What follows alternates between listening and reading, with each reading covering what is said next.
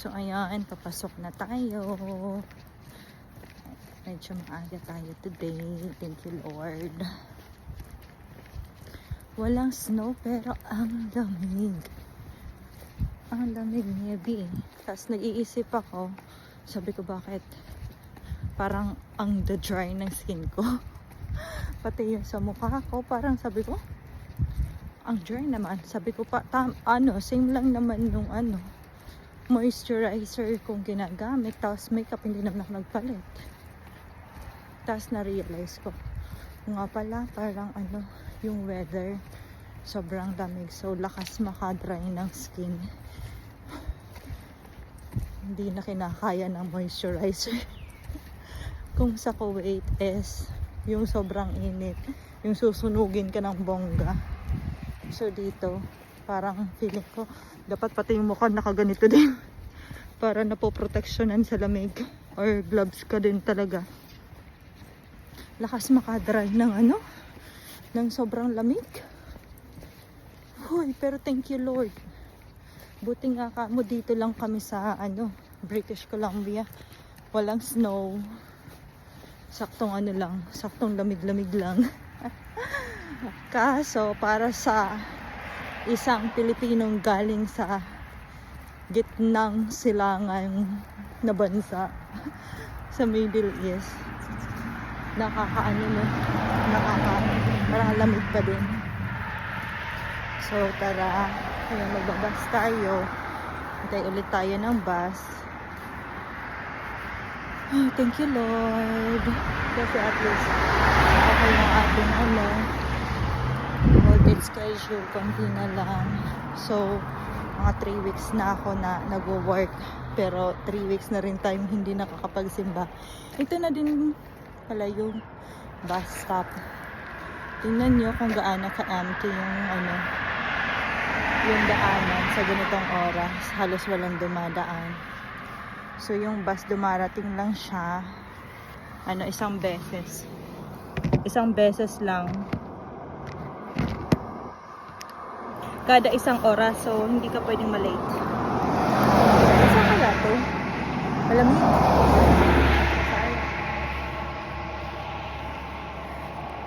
10:18 yung bus, pero pa lang. Yan, 3 to 5 minutes magwe-wait pa tayo ng 3 to 5 minutes.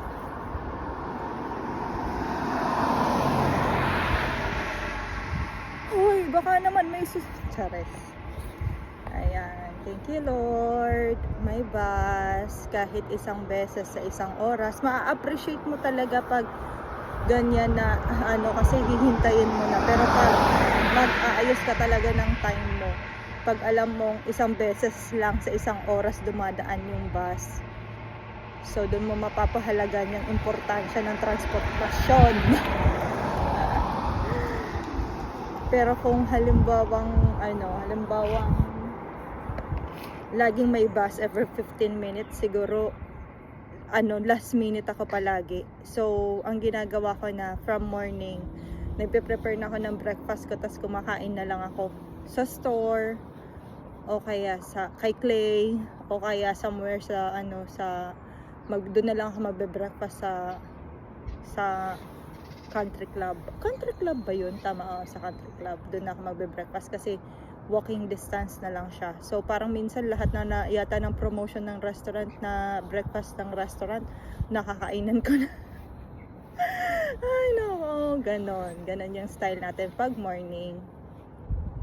Tapos pag evening naman, ayun, doon na din ako nagdi-dinner kasi eksakto 9 din yung bus. So susunod na bus is 10 PM. So may isang oras ako paghihintay. So ayan, ganun talaga ang buhay. Hindi naman to permanente, kasi syempre darating din yung panahon, makakaangat-angat ka na din sa buhay, hindi ka na magbabas. Chares, angat-angat na din yung bills mo.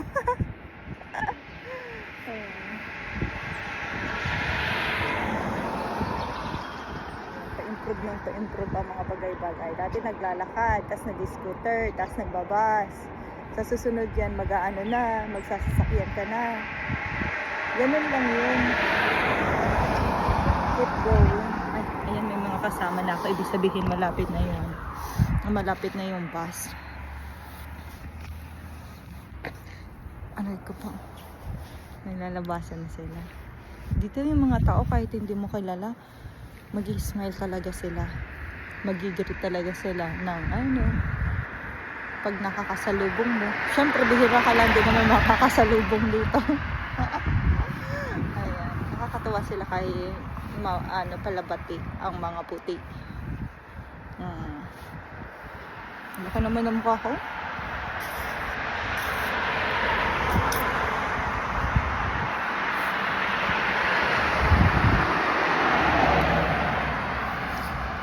Ay, thank you Lord. Kalmang-kalma ang ating morning kasi hindi maulan, tapos dry lang yung lamig, sakto lang siya, malamig siya pero sakto lang at least, tapos walang snow, hindi din po madulas yung daan, so thank you, ang ganda ng weather.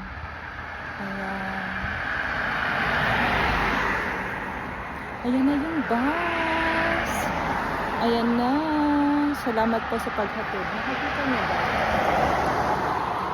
Ayan, sasakay na ako dyan. Tapos, ayan. Tapos, papunta tayo ng country club. Doon tayo magbe-breakfast. Samahan niyo ko.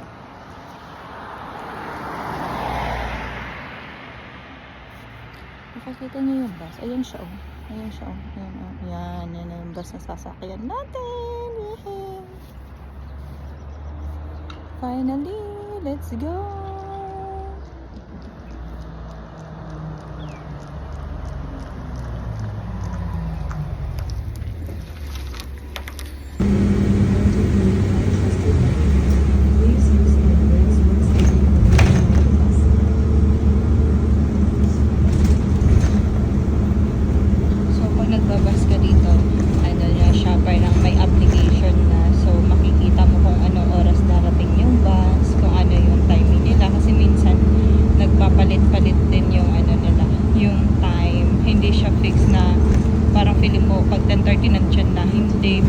Iba-iba every minutes, parang iba-iba, alam mo ba yun? Pero pag may application ka, natatrack mo siya kung anong oras siya darating. Tapos hindi ka din maliligaw dito kung halimbawang tourist ka kasi may mga nandyan din yung location kung anong station na yung tinitigilan ng bus. Ayan, ganyan siya. Tapos everything is on top. Ang kagandahan kasi yung driver dito, hindi sila, walang konduktor, walang kumukuha ng pamasahe. So kailangan pag magbabayad ka ng cash, dapat exact amount yung ibabayad mo kasi hindi sila magsususit sa'yo. And kung monthly pass naman yung gagawin mo, mas okay kasi mas nakakasave ka. So, mas malaki yung savings mo pag monthly pass yung pupunta. So, na siya, unlimited ride for 1 month. So, ako kinuha ko is yung 1 month pass na para at least tuloy-tuloy yung recovery natin sa paa natin. Kasi unpredictable yung weather. So, ayan, ganyan siya dito. Tapos, pero kagandahan kasi wala naman yung traffic. So, nakafix naman yung time ng biyahe. So, ganun lang tayo. Hi, Ate Elsie. Yan yung bahay ni Ate.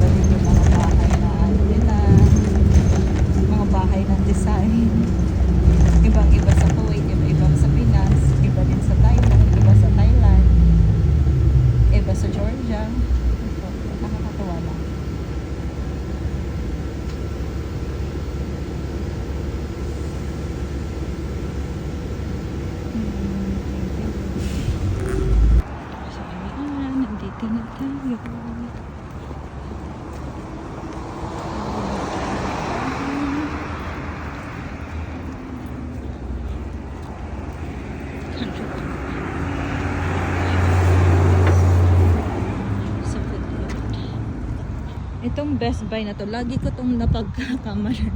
Yung parang laging tumatatak sa isip ko yung idea. Kasi yung logo niya, blue and yellow. Ayan. Wala lang.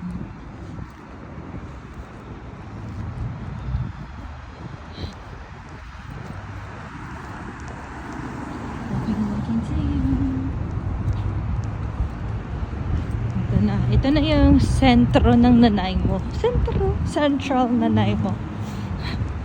Ito na yung pinaka-busy dito, be.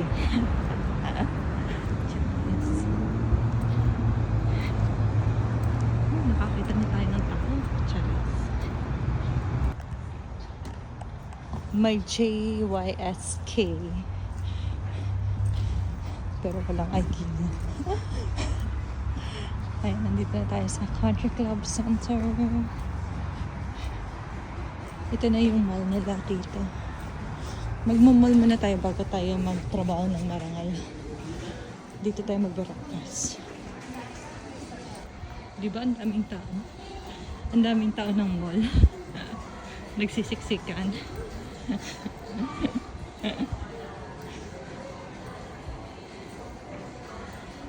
Ayan, ito yung mall nila. Kaya dito na din ako makain kasi nga ang daming tao. Ang daming tao. Char.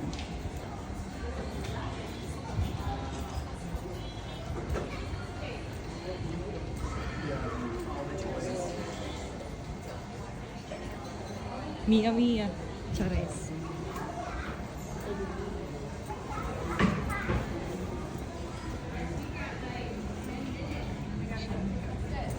Ayan, dito na tayo magbe-breakfast later. CR muna ako syempre. Ayan. Ito yung food natin for today. Sharon, isang egg, tsaka tsaka chili. Nilagyan ko ng cheese. Kasi hindi ko nakain yung in-order ko kagabi. Nakatulog na ako. So, ito na lang yung breakfast natin. Thank you, Lord, for the food. Tapos, ayan. So, ayan. Lagi din ako may dalang sa bag ko. At ako nagbabasa. Every day, at least 10 to 15 minutes or 20 minutes of your time is makapagbasa ka. Maliwanagan ang ating isip at puso paminsan-minsan. Kasi wala tayong ibang kakampi, kundi siya lang, bukod tanging siya lang at ang sarili natin. So, ayan. So, ayan, nakapag-mind setting na tayo and ready na tayo para pumasok. So, ayan, papasok na tayo. Totoo na to. Trabaho na tayo ng marangal. Dito na tayo sa work natin. So, ayan. Finally, thank you, Lord. Tapos na ang ating araw. So, actually, nag-out tayo ng 9 p.m. Pero yung bus is 10 p.m. pa. So, pagka-out natin, doon na din tayo nag-dinner sa store. Para nagbaon na rin ako ng something na makakain ko for light dinner ko. Tapos, papunta na tayo sa bus station. Thank you, Lord, kasi maganda yung panahon. Ayan. Yung iniisip ko lang is yung bukas. Kasi bukas is Friday na naman, mga B. Kung dating excited tayo pag Friday, ako naman iniisip ko, ay, paano kaya ang transportation ko ng Friday? Oo, maglalakad ako. So, yung pinagpe-pray ko na lang lagi, Lord, sana po hindi umulan bukas. Ganun na lang tayo. O kaya, sana hindi madulas yung daan.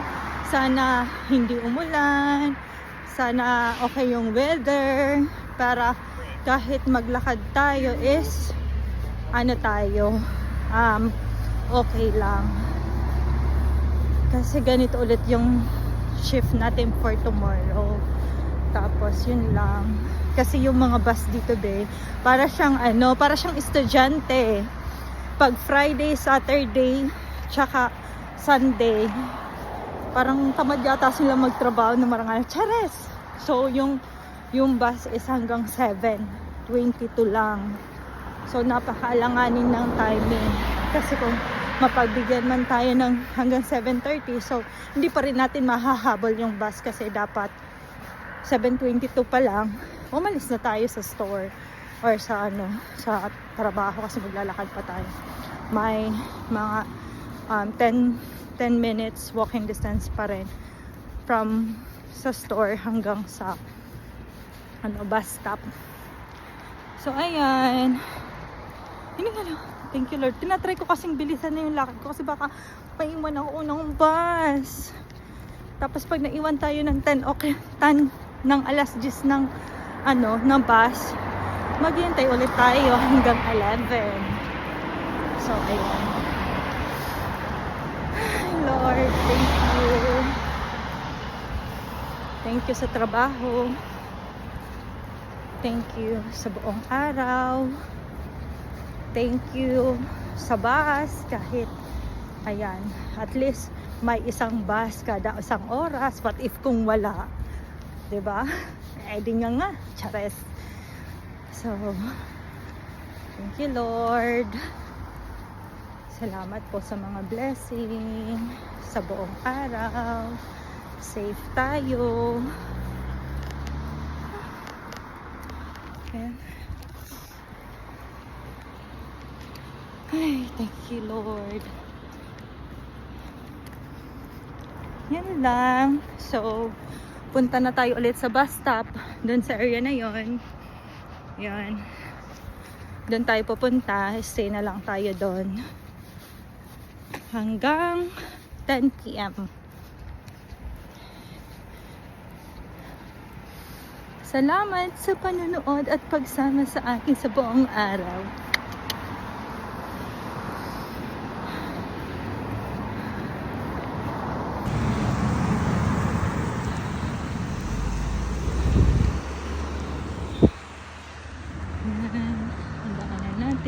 Tingnan mo naman, be, ikaw lang, bukod tanging ako lang. So, susubukin na naman ang ating pagka-Pilipino. Buti na lang. Tingnan mo. Walang tao sa ganitong oras na. Ay, thank you Lord.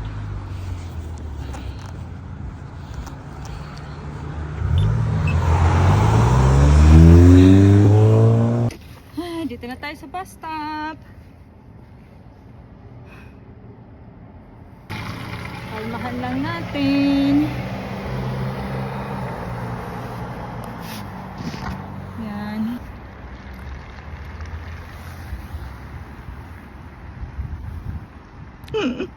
Ayan na yung